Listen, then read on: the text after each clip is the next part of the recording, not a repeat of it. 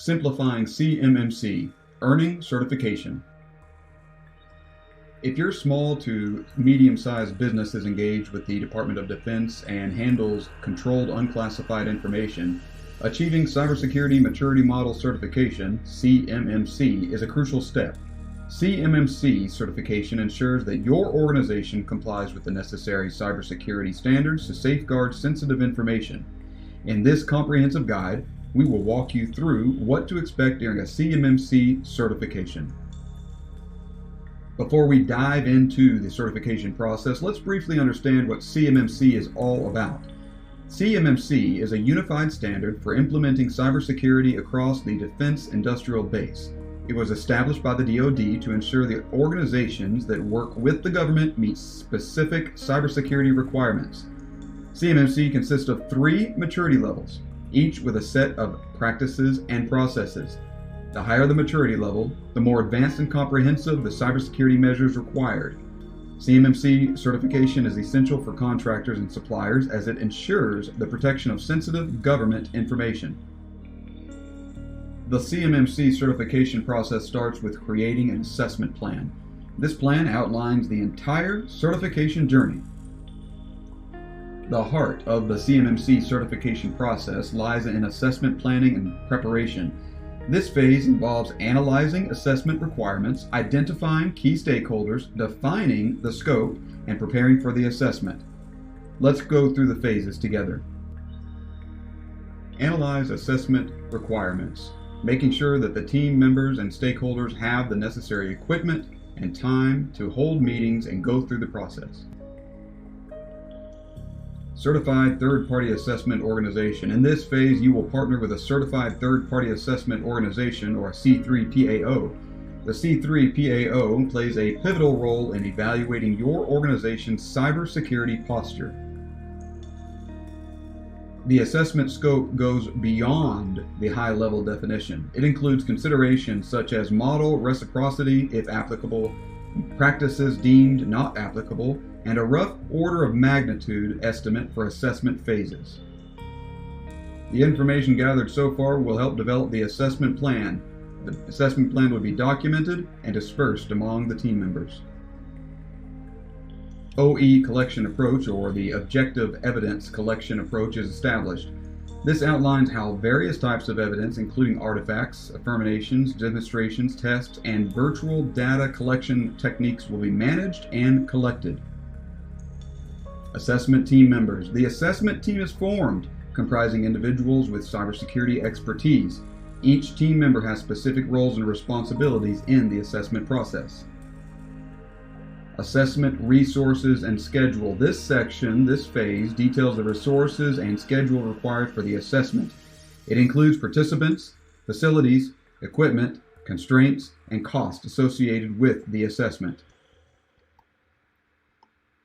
During the assessment conflicts of interest, the assessments must be conducted impartially. Any conflicts of interest are identified and mitigated to ensure the integrity of the assessment. Assessment risk and risk management. Risks that could impact the assessment are identified, categorized, assessed, and mitigated. Risk status is communicated throughout the assessment lifecycle to ensure smooth progress. Before the actual assessment begins, a readiness assessment is conducted. This phase ensures that the assessment team, objective evidence, logistics, and potential risks are thoroughly evaluated. Here's what you can expect. Objective evidence is a critical component of the assessment.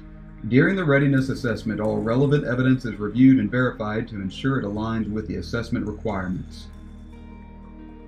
Certification Assessment Readiness Review. The CARR is a crucial step that verifies if both the organization seeking certification, the OSC, and the assessment team are fully prepared to conduct the assessment as planned. It ensures that all necessary resources are in place and that potential obstacles are addressed. The final step before the actual assessment is the approval of the assessment plan. This involves the assessment team lead and the assessment sponsor reviewing and approving the plan. It's a critical milestone that confirms everyone's alignment with the assessment approach. With the assessment plan in place and approved, the actual assessment process can commence. This phase involves a thorough evaluation of your organization's cybersecurity practices and procedures. The assessment typically consists of the following stages. Phase 1, plan and prepare for assessment.